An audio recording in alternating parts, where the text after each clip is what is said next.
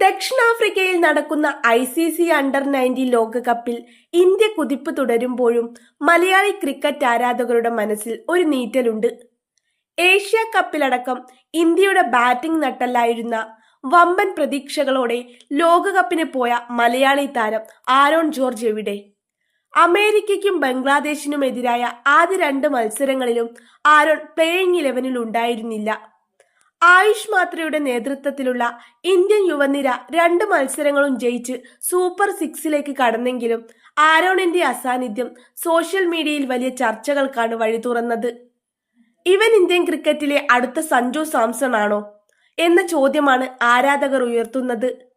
കഴിവുണ്ടായിട്ടും അവസരം കിട്ടാതെ പുറത്തിരിക്കേണ്ടി വരുന്ന സഞ്ജുവിന്റെ അവസ്ഥ ആരോണിനും വന്നെത്തിയോ എന്ന ആശങ്കയിലാണ് അവർ.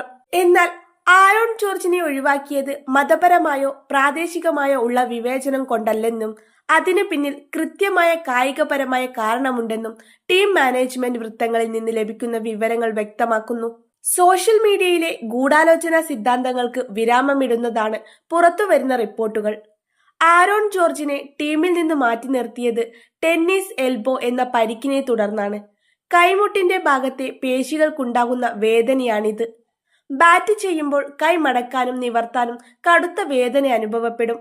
ലോകകപ്പ് പോലെ വലിയൊരു ടൂർണമെന്റിന്റെ തുടക്കത്തിൽ തന്നെ പരിക്ക് വഷളായാൽ അത് ആരോണിന്റെ ടൂർണമെന്റ് തന്നെ അവസാനിപ്പിക്കാൻ കാരണമായേക്കാം.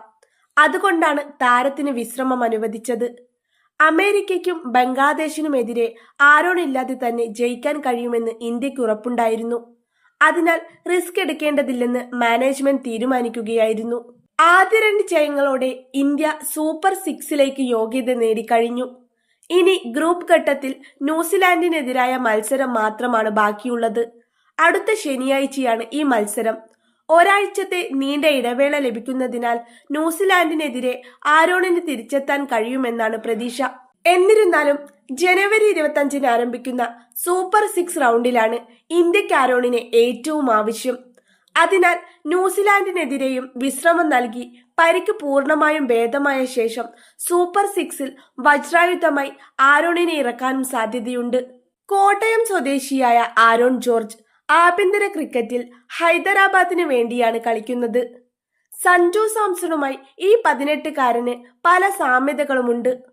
വലംകയ്യൻ ബാറ്ററായ ആരോണിന്റെ ശൈലി സഞ്ജുവിനെ ഓർമ്മിപ്പിക്കുന്നതാണ്. മികച്ച ടൈമിങ്ങും അനായാസമായ ഷോട്ടുകളുമാണ് ആരോണിന്റെ പ്രത്യേകത. രൂപസാദൃശ്യം കൂടി ഉള്ളതുകൊണ്ട് ജൂനിയർ സഞ്ജു എന്നാണ് ആരാധകർ ഇദ്ദേഹത്തെ വിശേഷിപ്പിക്കുന്നത്. അക്കൗണ്ടിലുള്ള